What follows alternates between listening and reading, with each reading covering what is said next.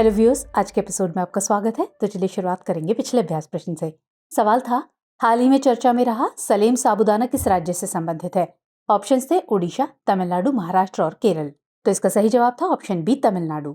चलिए इसका विश्लेषण देखते हैं। हाल ही में सलेम स्टार्च और साबूदाना manufacturers service industrial cooperative society limited को सलेम साबूदाना के लिए भौगोलिक संकेत टैग यानी जीआई टैग प्राप्त हुआ। आपको बता दें कि सलेम साबूदाना छोटे कठोर ग्लोब्यूल्स या मोती के रूप में होता है। ये साबूदाना तमिलनाडु के सलेम जिले में टैपियोका जड़ों से निकाला जाता है। दरअसल टैपियोका एक प्रमुख बागवानी फसल है जिसकी खेती तमिलनाडु में लगभग 3 लाख हेक्टेयर में की जाती है। आपको बताते चलें कि जीआई टैग उन उत्पादों पर इस्तेमाल किया जाने वाला एक चिन्ह है जिनकी एक विशिष्ट भौगोलिक उत्पत्ति के साथ उनमें उस उत्पत्ति के कारण गुण या प्रतिष्ठा होती है। इसलिए विकल्प भी सही उत्तर है। चलिए अब आज के सेशन का पहला सवाल देखते हैं। होयसल मंदिर समूह के संदर्भ में निम्नलिखित कथनों पर विचार कीजिए। पहला कथन, ये मंदिर आंध्र प्रदेश राज्य में स्थित है। और दूसरा कथन, ये मंदिर निर्माण की बेसर शैली का प्रतिनिधित्व करते हैं।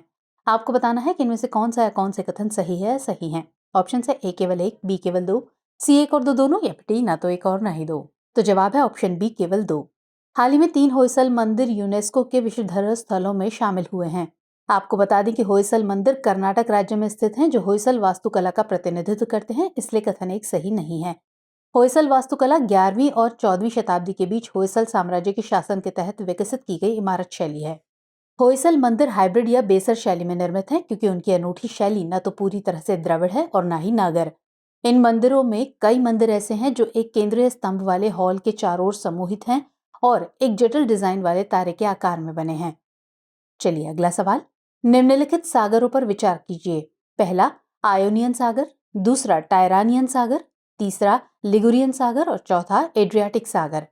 आपको बताना है कि इटली इनमें से कितने सागरों से घिरा हुआ है। ऑप्शन है ए केवल एक, बी केवल दो, सी केवल तीन या फिर डी सभी चार। तो आंसर है ऑप्शन डी सभी चार।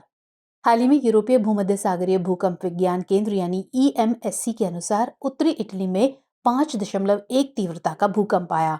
आपको बता दें कि इटली दक्षिण मध्य यूरोप का एक देश है। ये भूमध्य सागर के मध्य में स्थित है। उत्तर में आल्प्स पर्वत इटली को फ्रांस, स्विट्जरलैंड, ऑस्ट्रिया और स्लोवेनिया से अलग करता है। ये भूमध्य सागर से घिरा भी हुआ है, विशेष रूप से उत्तर पूर्व में एड्रियाटिक सागर से, दक्षिण पूर्व में आयोनियन सागर, दक्षिण पश्चिम में टायरानियन सागर और उत्तर पश्चिम में लिगुरियन सागर। इसलिए विकल्प डी सही है। चलिए नेक्स्ट क्वेश्चन। हाल ही में खबरों में रही प्रलय बैलिस्टिक मिसाइल किसके द्वारा विकसित की गई है? भारतीय अंतरिक्ष अनुसंधान संगठन यानी इसरो द्वारा, हिंदुस्तान एरोनॉटिक्स लिमिटेड द्वारा, रक्षा अनुसंधान विकास संगठन यानी DRDO द्वारा, या फिर भारत हेवी इलेक्ट्रिकल्स लिमिटेड द्वारा। तो आंसर है ऑप्शन सी, रक्षा अनुसंधान विकास संगठन यानी DRDO। हाल ही में रक्षा मंत्रालय ने स्वदेशी प्रलय सामरिक बैलिस्टिक मिसाइलों की एक पूरी रेजिमेंट खरीदने के प्रस्ताव को मंजूरी दी है। आपको बता दें कि प्रलय बैलिस्टिक मिसाइल सतह से सतह पर मार करने वाली अर्ध बैलिस्टिक मिसाइल है। ये 150 से 500 किलोमीटर दूर तक लक्ष्य को भेज सकती है। ये एक ठोस प्रणोदक रॉकेट मोटर और अन्य नई प्रौद्योगिकियों द्वारा संचालित है।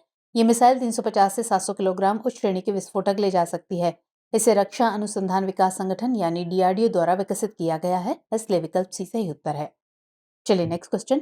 OIML प्रमाण पत्र के संदर्भ में निम्नलिखित कथनों पर विचार कीजिए। पहला कथन, OIML एक अंतर्राष्ट्रीय मानक निर्धारण निकाय है जो कानूनी मेट्रोलॉजी अधिकारियों और उद्योग द्वारा उपयोग के लिए मॉडल, विनियम, मानक और संबंधित दस्तावेज विकसित करता है।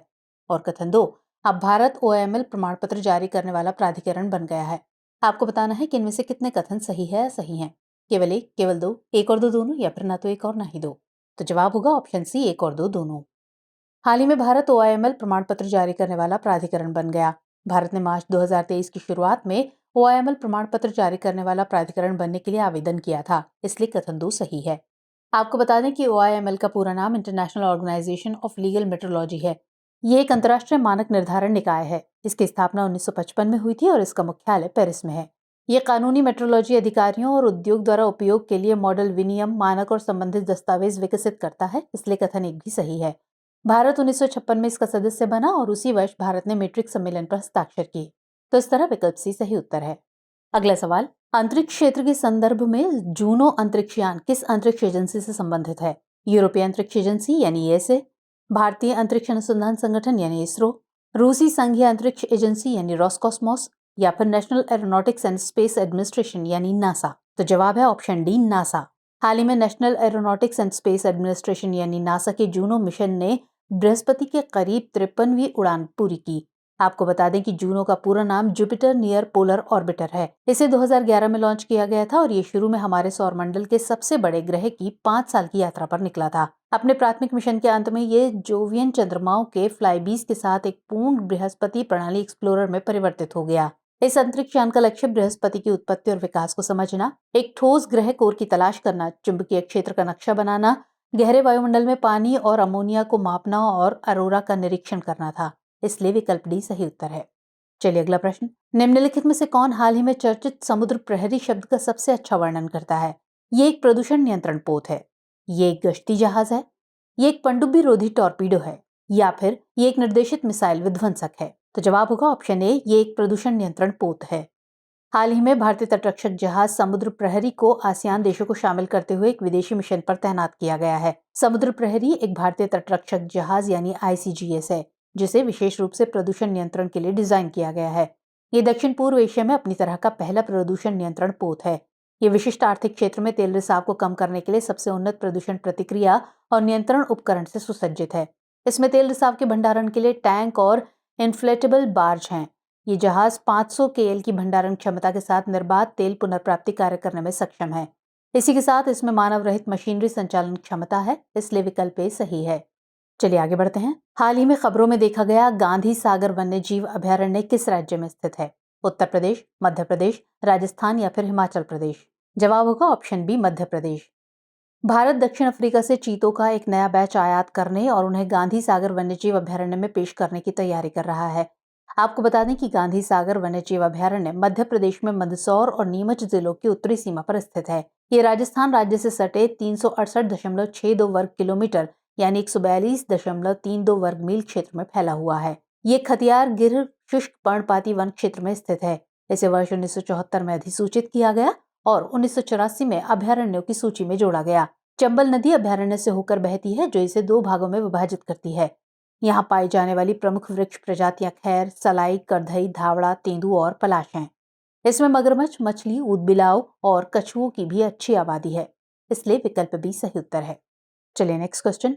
TTP आधारित साइबर क्राइम इन्वेस्टिगेशन फ्रेमवर्क के संबंध में निम्नलिखित कथनों पर विचार कीजिए। पहला कथन, इसे इंटरपोल द्वारा विकसित किया गया है। और दूसरा कथन, ये साइबर अपराधों को ट्रैक और वर्गीकृत करता है, सबूत श्रृंखलाओं की पहचान करता है और अपराधियों को दोषी ठहराने के लिए सबूतों को मैप करता है। आपको बताना है कि इनमें से कौन सा या कौन से कथन सही है या सही है। केवल एक, केवल दो, एक और दो दोनों, या फिर ना तो एक और ना ही दो। तो जवाब होगा ऑप्शन बी, केवल दो। हाल ही में IIT कानपुर ने एक TTP आधारित साइबर अपराध जांच ढांचा विकसित किया है, इसलिए कथन एक सही नहीं है। ये साइबर अपराधों को ट्रैक और वर्गीकृत करता है, साक्ष्य श्रृंखलाओं की पहचान करता है और अपराधियों को दोषी ठहराने के लिए साक्ष्यों का मानचित्रण करता है, इसलिए कथन 2 सही है। आपको बता दें कि TTP का पूरा नाम टैक्टिक्स, टेक्निक्स एंड प्रोसीजर्स यानी रणनीति, तकनीक और प्रक्रियाएं हैं। ये अपराध निष्पादन जीवन चक्र में साइबर अपराधियों के संचालन के तरीकों को पकड़ने के लिए एक उपकरण है। ये विभिन्न अपराधों में प्रयुक्त कार्यप्रणाली की तुलना भी कर सकता है, उपयोगकर्ता भूमिकाओं का प्रबंधन कर सकता है और अपराध पथों के लिए गतिविधि को ट्रैक कर सकता है, इसलिए विकल्प बी सही उत्तर है। चलिए अगला सवाल देखेंगे। हाल ही में खबरों में रहा अनामुडी शोला राष्ट्रीय उद्यान किस राज्य में स्थित है? केरल, तमिलनाडु, आंध्र प्रदेश या फिर तेलंगाना? सही आंसर है ऑप्शन ए, केरल। हाल ही में केरल के मुन्नार वन्यजीव विभाग ने अनामुडी शोला राष्ट्रीय उद्यान में विदेशी प्रजातियों को हटाकर प्राकृतिक घास लगाई है और क्षेत्र को पुनर्जीवित किया है। ये संरक्षणवादी कदम पर्यावरण बहाली परियोजना के अंतर्गत उठाए जा रहे हैं, जो कि संयुक्त राष्ट्र विकास कार्यक्रम यानी UNDP के समर्थन से संचालित की गई एक महत्वपूर्ण परियोजना है। इस परियोजना के कारण बाइसन और जंगली हाथी जैसे वन्यजीव इस क्षेत्र में वापस आ गए हैं और निगरी पिपिट जैसी पक्षी प्रजातियां अब नियमित रूप से आगंतुक हैं। गौरतलब है कि इस परियोजना के लिए हरिथा वसंतम नामक एक पर्यावरण विकास समिति का गठन भी किया गया है। आपको बता दें कि अनामुडी शोला राष्ट्रीय उद्यान भारत के केरल राज्य में इडुक्की जिले के पश्चिमी घाट के साथ स्थित एक संरक्षित क्षेत्र है। ये उद्यान मन्नावन शोला, इदिवारा शोला और पुलाडी शोला से बना है, जो लगभग 7.5 वर्ग किलोमीटर के कुल क्षेत्रफल को कवर करता है, इसलिए विकल्प ए सही है। चलिए अब नोट कर लीजिए आज का अभ्यास प्रश्न। निपाह वायरस संक्रमण के बारे में निम्नलिखित कथनों पर विचार कीजिए। पहला कथन, ये एक उभरती हुई ज़ूनोटिक बीमारी है। और दूसरा कथन, इसका पहला मामला 1990 के दशक के अंत में इथियोपिया में सामने आया था। आपको बताना है कि इनमें से कौन सा या कौन से कथन सही है सही है। ऑप्शन है ए केवल एक, बी केवल दो, सी एक और दो दोनों, या फिर डी ना तो एक और ना ही दो। तो सवाल का जवाब कमेंट सेक्शन में जरूर दीजिएगा। मुलाकात होगी अगले एपिसोड में इस क्वेश्चन के आंसर के साथ। तब तक के लिए जय हिंद।